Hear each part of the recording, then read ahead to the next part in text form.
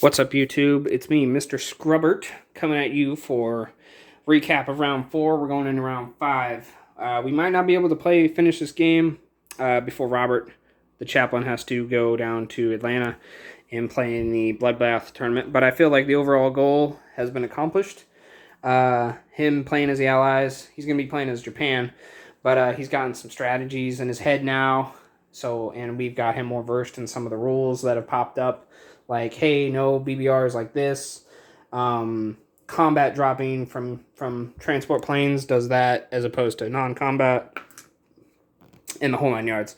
As well as I've had some good suggestions from some of my subscribers, such as the fighter in New Nova Scotia for Canada. That doesn't exist in 40, but exists in 42. So thank you guys for helping me there, as well as a couple other comments that have helped. I enjoy constructive criticism, polite constructive criticism. But we're all here having fun in this great game that we all love, and it's a good hobby. So round 4 was quite exciting for the Axis. The Allies kind of a little stumped. I kind of fooled the Chaplain a little bit. As Germany, I branched out to Smolensk, Bryansk, Archangel, and then blitzed with a tank from Belarus all the way up into there. He tried to counter back into Bessarabia, which he did pretty good. He wiped out most and a plane. But he decided to retreat because if he wanted to, it might already be too late. But if he wanted to, he can't retreat back to Moscow if I decide to turn my head in that direction. Being as Germany and I'm going for points this round, you can't always think about, killing Moscow like a lot of people do. Strong and CJ from the St. Louis Invitational, if they're watching, you guys taught me pretty well that it's not all about Moscow, like I've always been led to believe, for Russia, or Germany against Russia. It's about money, taking the money, and Leningrad's part of that money too. In this version of the game, Leningrad's a victory point, and it's 5 IPCs, so I find it more valuable than probably going over the South. However, the South does hold a lot of money. However, Russia's very fastly not being able to hold on to it. Down here, Germany took a artillery, and finally, I've barely seen it get done, but put a artillery just in Egypt, so they have that 5 PC IPC bonus. It turned out that Great Britain had jet fighters. He was able to knock out my scouting force of the tank and the mech for Italy here in Ethiopia, slowing me down, as well as he got some tanks built down here. I was able to airdrop some guys in Italian Libya and some artillery to stop these Frenchmen from just parading everywhere like they do. Canada retook Gibraltar for UK. Commonwealth helping out their big father, brother, mother, whatever you want to call them. That mostly happened on the Atlantic. Italy didn't do much. Brought the tanks and infantry from the islands down into Egypt. Built some mechs, tactical bombers, so they got a pretty good standing force now in Egypt. The strat is in southern Italy. I'm gonna have to remind Robert, minor move. I forgot to move the destroyer over here with the fleet, but I'll let him know. But I forgot to do that. Completely overlooked it because I was too busy worrying about everything else with Germany. Still a small effort on the European side for the U.S. However, U.S. had improved shipyards, so they've been building up more ships. Right now, as it stands, their fleet is much larger than the Japanese fleet. However, Japan has consolidated back to their island with a lot of fighters, and I got about 8 infantry, I think. Retook Korea. He's going to get the $5 free from Manchuria, but I needed all of them going in on Korea. I only lost 1 fighter to AA gun, which was good for Japan. China has fallen. There's not a single Chinese territory left that is free. He's kind of pulled back and starting to gather in Calcutta as he suspects this coming here. I got some planes still in the south doing some fights. Kwang Tung fell. Philippines, the Anzac, starting to bolster its forces, as well as the southern UK fleet and the Indians. He's starting to basically make sure that I don't slip out. He's kind of crowding me, coming up in there on me. Japan, for researches, if I haven't already announced them, Japan has jet fighters. The U.S. has improved shipyards.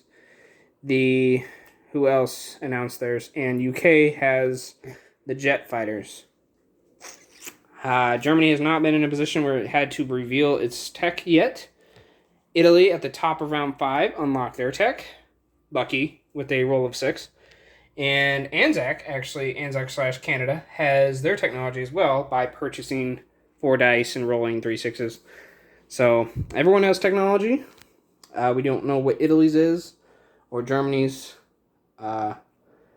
Russia, he did not announce it, I don't believe.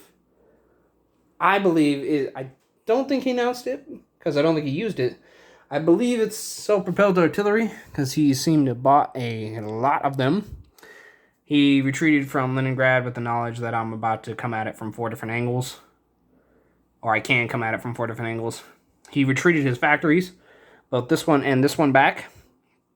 At the same time, we had to read the rules. In the rules, it does not state that he cannot move more than 1 at the same time, just that the minor factory has to be into a territory with at least 1 IPC value or higher. So he moved back to Rostov and then up to Samara and condensed back into there. He bolstered the Middle East into Iraq. I need to move them planes. He moved them all into Iraq. I forgot to do that. And he bolstered Calcutta, kind of playing a more defensive role for Europe, which is looking pretty good. He set up convoys for Norway and for Normandy. Germany has a decent-sized subfleet, the Wolf Pack, in the Mediterranean, as well as their fleet appears still pretty standing that cannot be reached by plane, nor can it be accessed through because Denmark is still owned by Germany. These jet fighters would otherwise pose a significant threat. He's got 3 of them and a French fighter. So, keeps building them every turn, so he's got a lot of fighters. And I wasn't able to knock one of these out of the sky, sadly enough. China did, last note, or one of my last notes that I can think of, while I keep walking around the board and thinking about things I might have missed, is China did put up a good fight. The whole way through it was a grind. I've lost quite a lot amount of infantry and ground forces to China before it finally condensed all the way back to Sakang, and then I finished it off. With that, which is a victory point in the BBR, as well as an extra $10 for Japan. I don't know if it's a one-time payment or not. If I have one of my cards here. I don't think I do. It might be just a one-time payment. 10 IPCs if Japan closes all controlled markers on the map. And I did not write it down that it's a one-time payment, but I will double check. So, thank you everyone who follows this. And again, to everyone that's going to play at the Bloodbath tournament next weekend, good luck. I wish I could come, but sadly, college boy, I can't. Older college boy, I can't. Coming back after the military, so it's been a couple years since I've been in college. I need to focus on that, and as well as we do not have the current money to make such a trip back to the East Coast where I was at anyway to begin with. But good luck to all you who are going. It looks like it's going to be a blast. If it's anything like the game we've been playing right here, it's just a lot of fun. I always enjoy the BBR version more than I do the G40 version. I think Cyberblood did a really good job in making the house rules and things like that here. So, but yeah, that's about all I can think of. So if any of you have any comments or ideals, just let me know. Or any questions about the map, pieces, strategies, what you think Axis should have done, what you think Allies should have done, just feel free to comment it up, and I will get to them. And as well as I'll let the Chaplain know that, you know, what gets posted up. He should be posting his own recap video, and it should be up sometime probably later tomorrow. As always, this is Mr. Scrubert coming at you from YouTube, playing Axis and Allies Global 40. Good luck to all you guys, and keep having fun at it.